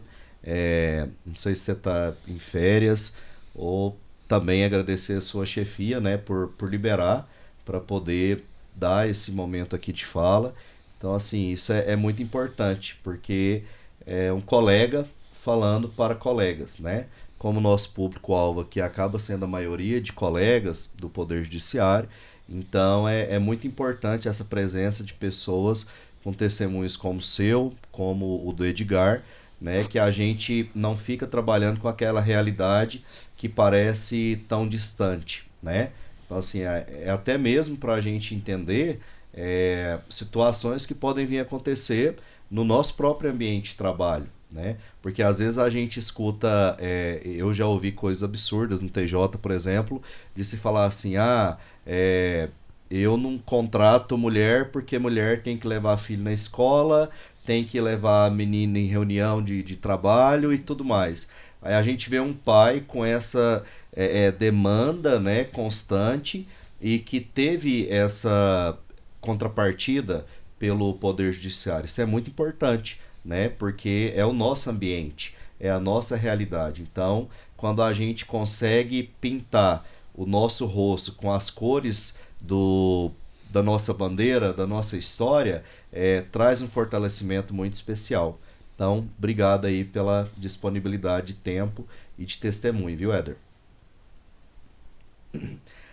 Agora, Andréia, finalizando aqui, Andréia, queria suas considerações finais e que você falasse para a gente, não sei se você tem mais alguma coisa para falar que eu tenha te interrompido ou não tenha perguntado, como que surgiu esse despertar na sua vida, né? Se foi de repente alguém na sua família, porque você poderia ter ido para a área da assistência social e falado, não, quero ficar numa área ali mais de visitação de filho, alienação parental, não, quero buscar mais a área hospitalar. Como que vem esse despertar para a PABB? Né? Como que surge esse convite? Se você era funcionário do banco, como que é esse histórico? Como que chegou na sua vida? Eu não sou funcionário do banco, né? Eu sou funcionário da associação. E, na verdade, eu conheci a PABB através do projeto de capacitação e empregabilidade. Era um projeto há 7 anos atrás que era novo, ia ser implementado, e eu participei do processo seletivo e fui contratada para trabalhar neste projeto. Não sabia nada de pessoa com deficiência, nada. Mas foi uma coisa tão interessante que eu devorava, assim. Comecei a estudar LBI, comecei a estudar artigos, tudo que se referia à pessoa com deficiência. E eu fui contratada para trabalhar como prestadora de serviço, então eu tinha prazo para começar e prazo para terminar. E eu estou há 7 anos lá. Então, foi assim, acabava um contrato, eu era chamada para fazer outro. Acabava o outro, porque assim, o projeto deu muito certo, né? Eu fui me apaixonando pela coisa e fui, né, me dedicando e fui gostando. E aí acabava um edital, surgia outro, eles me convidavam e eu continuava. Até que há 3 anos atrás, no meio da pandemia, surgiu a vaga de assistente social do núcleo para trabalhar como efetiva, CLT. E aí eu fiz parte do processo seletivo e aí agora eu sou uma funcionária da PABB mesmo, CLT. E assim, amo o que eu faço, amo os nossos jovens, amo a área da pessoa com deficiência, em estimular as pessoas a pensarem a respeito da verdadeira inclusão, da inclusão de fato, não só essa inclusão que está na lei, mas que ela realmente aconteça, que o capacitismo seja vencido. Eu trabalho com as próprias famílias falando assim, não fala que o seu filho não dá conta. Porque dizem, meu filho não dá conta. Não, ele dá conta dentro daquela limitação dele, mas ele dá conta. E como é que você vai saber até onde ele vai se você não deixar ele ir? Então, foi uma barreira que a gente enfrentou no programa de empregabilidade, porque muitos recebiam o BPC, que é o benefício de prestação continuada, que praticamente é o mesmo valor do salário, que é um salário mínimo, na verdade, e é o que é ofertado para essas pessoas que estão ingressando no mundo do trabalho. E aí eles iam deixar uma coisa que era segura para o incerto. E aí você tem que trabalhar o desenvolvimento da autonomia, da independência, e algo que ainda eu quero ver na prática é o auxílio inclusão, que é um valor que está na lei para que essas pessoas tenham esse incentivo a mais, vamos dizer assim, para que elas ingressem no mercado de trabalho, para que elas se tornem protagonistas das suas próprias histórias. Esse é o nosso objetivo. E mais uma vez agradecer pela oportunidade, antes de encerrar, e me colocar à disposição para aquilo que a gente puder contribuir. Só fazer contato conosco e podendo, a gente aceita e está dentro. Com certeza. Eu queria aproveitar só para chamar o Éder aqui de novo, porque, Éder, como a gente tem aqui um grande público que é do interior, né? Considerando aí a quantidade de filiados do Cine de Justiça, você chegou já a ter demanda, precisar da pousada do Cine de Justiça aqui em Goiânia? Porque eu só queria falar, né, para quem está no interior, o Cine de Justiça tem uma estrutura aqui muito boa para acolhimento das famílias, para tratamento médico, né, especialmente para atenção dos familiares, com cozinha, quartos, acessibilidade muito boa também. Inclusive, não sei se a doutora conhece, doutora, a senhora na condição da comissão vai ser muito bem-vinda, se quiser marcar um dia para ir lá só ou com a comissão, tá? As instalações lá são muito boas e muito amplas, né? Hoje eu não sei precisar quantos quartos são, mas acredito que seja na faixa dos 30 por aí. Tem transporte para levar essas famílias até o hospital. E queria saber se o Éder já fez uso, se já tiver feito, falar como que foi esse atendimento. Não, eu faço sim. Na verdade, desde que me filiei, é o apoio que a gente tem, né, em Goiânia, facilita e muito para quem está no interior, porque, lógico, dentro daquilo que você precisa programar, não adianta você querer, de urgência, querer utilizar a pousada que muitas vezes vai estar ocupada, mas é um apoio fantástico, uma equipe completamente, vamos dizer assim, ó, atendimento acolhedor, humano. O transporte, nós utilizamos sim muitas vezes. É lógico que também dentro daquilo do momento que está lá, já utilizamos as vans para levar para hospitais, para as clínicas, para exames. O pessoal é fantástico e eu posso te garantir que quem for, quem ainda não foi, não conhece e for, vai se maravilhar. É um apoio fora do comum. Eu falo que são pessoas, a Renata, a Silvana, atendem a gente muito, mas muito bem. E eu só tenho a agradecer. E é lógico, e incentivar. Quem ainda não utilizou e precisou, mas precisou utilizar de uma outra forma, um hotel, por exemplo, passa onde eu tô, se não é filiado, filie-se e vá desfrutar daquilo que a gente tem do sindicato. Muitas vezes a gente associa esse sindicato só às questões de benefícios financeiros. E a gente tem outras coisas, existem outras questões envolvidas. E é preciso que as pessoas abram os olhos para isso, né? Não é só colocar, vamos dizer assim, benefícios na conta. Existem outros benefícios e a gente precisa utilizar disso. Inclusive, doutora, a senhora que está aqui próxima a Goiânia, quando tiver interesse, a senhora, a comissão, a pousada fica a menos de 100 metros do Tribunal de Justiça. Então dá para ir caminhando ali, é um quarteirão. Então é bem tranquilo e vale a pena, né, a comissão conhecer para ver tanta questão de acessibilidade. É uma pousada que começa ali da rua 101 e vai até a 85, né? Ela atravessa o quarteirão. Então é muito bacana e realmente e ela funciona 24 horas. Então o bacana é isso. Vale a pena Qualquer hora conhecer. que a pessoa chega, né, do interior, Isso. ela Tem consegue... guardas lá também. É uma família, na verdade. Coisa boa. E agora... Deixa eu te pedir, Sim. eu vou só para não perder o gancho aqui, antes de passar para o Edgar, que a Andréia trouxe uma questão muito interessante, é que a gente tem muito assunto mesmo, né? E o tempo é curto. Mas desculpa, Edgar, estar passando na sua Não, que frente, isso. mas foi porque vocês trouxeram coisas muito interessantes e assim, como nós quisemos abordar o capacitismo, o ingresso no mercado de trabalho é uma das grandes maneiras de se dar dignidade para a pessoa, tá? É para qualquer pessoa, certo? Isso. Então, como a Andrea falou, que conversando com uma mãe, às vezes a mãe não acredita, né, que a pessoa vai conseguir enfrentar aquele mercado de trabalho. Eu aprendi muito nesses anos trabalhando com pessoas com deficiência que nós devemos focar nas capacidades e não nas limitações das pessoas. Então, todos temos capacidades e o que eu verifiquei muito nesses anos, que pessoas que eram desacreditadas pela família, muitas vezes. Tá? As famílias não incentivavam porque tinha aquela segurança do benefício e tudo mais. Então, nós estamos trabalhando no Tribunal de Justiça e, se Deus quiser, conseguiremos trazer uma bolsa, um termo de cooperação com essas instituições para trazer uma bolsa auxílio que não faça com que o benefício seja perdido, tá? Uma outra questão é o trabalho que deve ser feito com as famílias das pessoas com deficiência, que eu acho que está muito vinculado com a PABB, né? Porque tem que trabalhar essa conscientização das famílias para que elas entendam que não é trocar, eu vou trocar o certo por um trabalho com carteira assinada. Hoje a legislação até prevê que não é perdido o benefício, que ele é suspenso, e que o trabalho não é só também, principalmente, mas não é só uma questão de remuneração.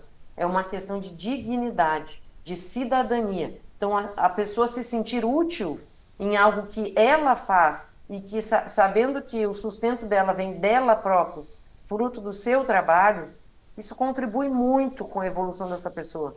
E diminui também, é uma das formas de combater o capacitismo. Porque aquela pessoa está melhor preparada, ela está enfrentando o mercado de trabalho, como qualquer outra.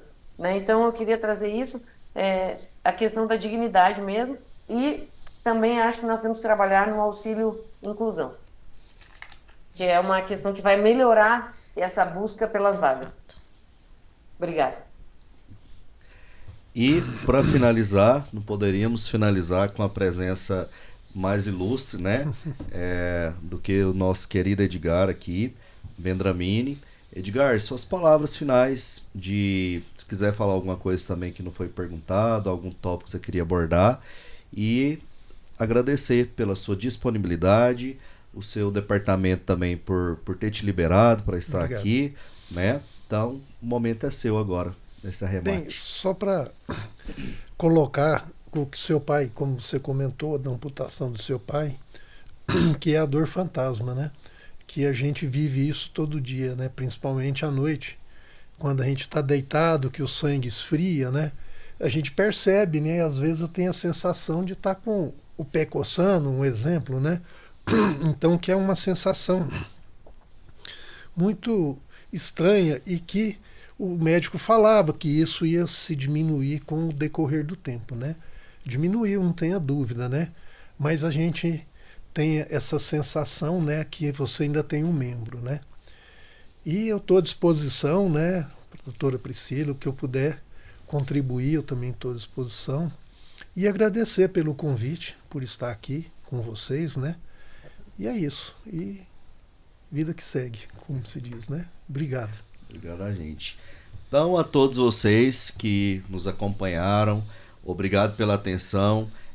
Esse episódio ele vai estar disponível no podcast Reaja ou Cine Justiça Goiás. Para a gente é uma honra encerrar mais um episódio, né, desses videocasts, na verdade, sobre vários temas. E para você que ainda não conhece toda a temática do projeto Reaja, que é elaborado em parceria com grandes colegas aqui do Poder Judiciário, filiados ao Cine Justiça, a gente tem a convidá-los a conhecer essas temáticas que são muito, muito importantes. De igual forma, cumprimento aqui aos presentes, né, tanto na forma presencial quanto virtual. Hoje em dia, essa facilidade que a gente tem da internet permite, como se a doutora e o Éder estivessem aqui presencialmente. Esperamos que vocês também tenham sentido aí a nossa presença no debate. E agradecer à presidência do Cine Justiça, na pessoa do Fabrício, a equipe de comunicação, na pessoa da Will, que são pessoas excepcionais, e há 2 anos que eu me encontro nesse projeto, fui um dos seus idealizadores, inclusive, e acho que é de grande valia a gente sair dessa área de tabu, especialmente no momento que a gente tem uma internet muito massacradora. Eu acompanho, eu tenho até uma página que eu escrevo, E se chama @Fábrica de Pensar, porque é do Instagram. E aí eu acompanho várias pessoas que às vezes também eu faço algumas lives. E especialmente quando a gente trabalha com pessoas com deficiência, até dias atrás eu trabalhei com a mãe que descobriu que o filho tinha síndrome de Down na hora do parto. E aí ela fez uma live, foi muito emocionante, inclusive. E assim, tem comentários que parece que a gente não acredita que é um ser humano que tem coragem de tirar o seu tempo, ir lá e fazer uns comentários absurdos. Então, a nossa estratégia aqui é o oposto, é demonstrar o amor, é demonstrar a solidariedade, o afeto, e com aspectos científicos, com aspectos profissionais e, por que não dizer, subjetivos, né? Porque aqui a gente convive com pessoas e o mundo cibernético, né, o mundo eletrônico, ele nos distancia do contato físico, mas o sentimento que eles nos traz também, ele não fica só ali no meio cibernético. Então tem gente que sofre com a ideia do capacitismo, tem gente que sofre bastante e não tem ideia de como procurar ajuda. E às vezes vem a vergonha, a frustração, e é esse o intento do nosso projeto. Buscar, se puder chamar de minorias, que chamemos, de ações afirmativas, que chamemos, mas para que você venha e participe de forma positiva, ok? Então, muito obrigado a vocês, obrigado ao Cine Justiça e até uma próxima oportunidade. Até mais.